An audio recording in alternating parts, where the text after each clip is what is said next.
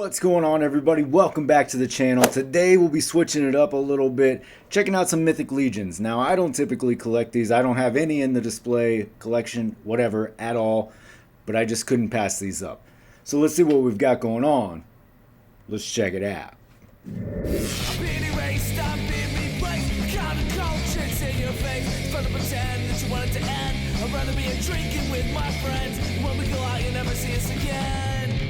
As promised, today we'll be taking a look at Skeleton Legion Builder 2 from Mythic Legions. It's quite a name.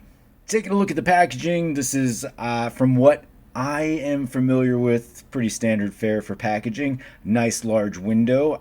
They've always grabbed my eye. The only reason that I really haven't gone down this rabbit hole is the lack of nostalgia, right? And nostalgia is a cold-hearted SOB when it comes to collecting, right? It's just what drives it for a lot of us, and I'm no exception to that. But sometimes there comes along a figure that just sticks out that you know you can find a home for in your display. And this is that figure for me. Nice looking skeleton, great looking logo. Like I said, I've already complimented the package design. I like the large window. I can see everything that's going on in there. Take it to the side. You get the little bio here, right? There is no legion in Mythos more terrifying than the skeletons of Necronominus. Warriors summoned from the grave to blindly fight under the banner of the Lord of Death, oftentimes against their former friends and factions. They are a perversion of all that is good in the realm. These undead soldiers cannot be killed, for they're already dead. Only the complete destruction of their skeletal body will stop their advance, and trying to reason with these terrors is futile. Death is all they know. Death is what they are. Alright, see, I like that because, as I said, there's not really that nostalgia built in, but obviously they've been doing world building for years with these. And I like that. It gives me some background on what I'm in here for. So, all right, on the back we get a little bit more. So you've got your four Horsemen logo and name at the top. Again, you get some good background of not only the skeletons but the company and the line itself. So, for what it's worth, they at least provide you with all the background that you need. Nice little logo down at the bottom there. Let's get them out of the box. Fresh out of the box, this thing is as cool as I thought it might be, right? So going into this fairly naive and not fully understanding how these figures work, a little bit of a gamble almost, just on my part, right? But certainly was into the idea of adding a sort of skeleton army builder. This looks great. I think it will fit perfectly with what I'm trying to do. The overall arching idea here is that I collect a fair amount of horror related collectibles, figures, etc. Army of Darkness is one of my favorite horror movies, and I was thinking that these would fit quite nicely into a little Army of Darkness display, and I think that's going to work out just fine. So let's take a closer look at some articulation. We'll take a look at these accessories. You've got plenty of hands. I like the weapon choices here. Certainly gonna look good. Moving in closer, we can get a good look at what boils down to some pretty good realism for this skeleton. So maybe you could argue the bones seem a little thick for the size, but just as far as the color, the wash, the sculpting, everything looks great. I mean, this is what you could get into a figure of this scale as far as detail for a skeleton. Pretty amazing, and you would just assume that it's going to be super fragile. You got to worry about it a lot, but this seems pretty sturdy. I mean, as far as the arms, legs, even in the rib cage, as I was kind of messing around with it, a little bit worried that maybe one of the ribs might snap. Obviously, if you're being super ridiculously overbearing with moving it, you're gonna break it. It's plastic at the end of the day. But this is sturdy. I mean, even though the ribs very sturdy in there. Coming back to the spine area at the bottom, Everything seems really good. Plastic is strong. Like what I'm getting so far. Just very impressed overall with the amount of detail in here. All right, let's take a look at some articulation. Head will move down to about there. Your mandible hits at the top of the sternum, so you are going to stop right there. But you will look up to there, so you do get some good range going upward. Plenty of movement all around, so you can certainly move that skull in several different directions. Your jaw does have its own point of articulation, which is always a cool thing on these skeleton figures. It's understandable when they don't, because it can be pretty easy to break, but yeah, this looks good. Everything looks really nice there. You're going to have a lot of single points of articulation. It is a skeleton and fairly fragile at the end of the day, but again, I'm still super impressed with how they've developed these, and I know they've been around for a while. Look, I'm getting into this, so bear with me. Some of you out there are new to this too, so we can take this ride together.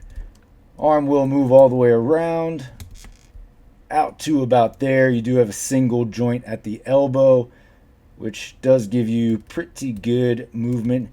Also, you can move that around as you might need to. And then you do have a hinge at your wrist, so you can move that around. Up in the sort of diaphragm, lower rib cage area, you do have a joint up there, so you can get some torso movement out of this. What this lacks in some parts of articulation, it certainly makes up for in design and aesthetic. I'm not looking to get a skeleton into a super dynamic Spider-Man type pose, so I think it'll be perfectly fine for my needs. Nothing down here at the lower area in the pelvic region. As far as your legs, I mean, that leg will kick up to there. That seems unnaturally uncomfortable. It will kick up to there, and looks like you can get it all the way around. So it's about the most flexible leg movement I think I've seen in a while. Leg, your knee is on a single joint as well, so you can bend it as such. Get you pretty good movement there. And then your ankle is on a hinge and swivel down at the bottom. For your hands, the ones that come out of the package are these semi-open grabbing hands. So those are good for your spear or sword. You also get another set of fists that allow you to hold things. So yeah, I mean, you could definitely get the spear in there, sword maybe, but if you have other weapons, those might be good for him to hold. You do get this other set of hands, which seem fairly redundant at first, but you'll notice that they are on the vertical hinge as opposed to the horizontal hinge. So gives you a little more flexibility for your weapons. And then you get your pointers. I like these. These are kind of fun, but yeah. I got a few of these things in full disclosure, so certainly we'll mess around with weapons and hands for the actual display. They also come with this leather sash here, which will allow you to either place the sword or you can place the shield in just like that. For the weapons, you do get your sword, which you'll notice on the shield as well. They've put a nice sort of patina on there. What you would see, copper or bronze turn over time. Think of like the Statue of Liberty, right? That greenish hue that develops from oxidization. So a nice little touch for the design. A little bit of rust on the blade as well. You do get a spear. So that's a nice long spear. As far as options, I like the idea of having the sword, the spear. Maybe an axe would have been cool. There's some other things. A mace would have been pretty epic. But I'm sure if you've been collecting these for some time, you've got plenty of accessories to work with. So for your first comparison, here he is backed up against Taskmaster. It's just another dude with a sword, shield, and a skull. So gives you an idea of how it might fit in with your Marvel Legends displays. So Taskmaster being on your Bucky Cap mold, a little bit on the shorter side, but relatively even across Marvel Legends, 6-inch scale type figures. Obviously, the Mythic Legions, especially this being in 7-inch scale, not really going to fit in with most of your legends. I'm sure you can finagle it in, though. There are different sizes across many different things, so having a larger skeleton, not totally off the table. And then here he is backed up against a McFarlane 7-inch scale figure. So you've got Red Robin here. You can see Robin is actually a little bit taller than the skeleton, which would make sense. However, you can see sort of the bone density of the army builder being a little bit on the thick side. Here's the skeleton backed up against your movie Maniacs, Evil Ash from Army of Darkness. So this is where these skeletons are going to go in my display. Wanted to see how that's going to work, and I think I'm going to love it. And finally, here he is backed up against NECA's Ash. So again, this will all be in the same display.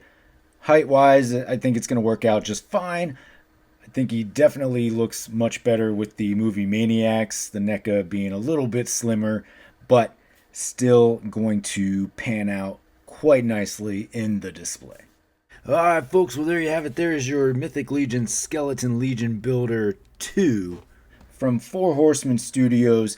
First in my collection, probably not in yours, but one that if you are on the fence about collecting Mythic Legions or you're just looking for a cool army builder, I would certainly recommend. I like this figure. I like what it has to offer. Aesthetically, it looks fantastic.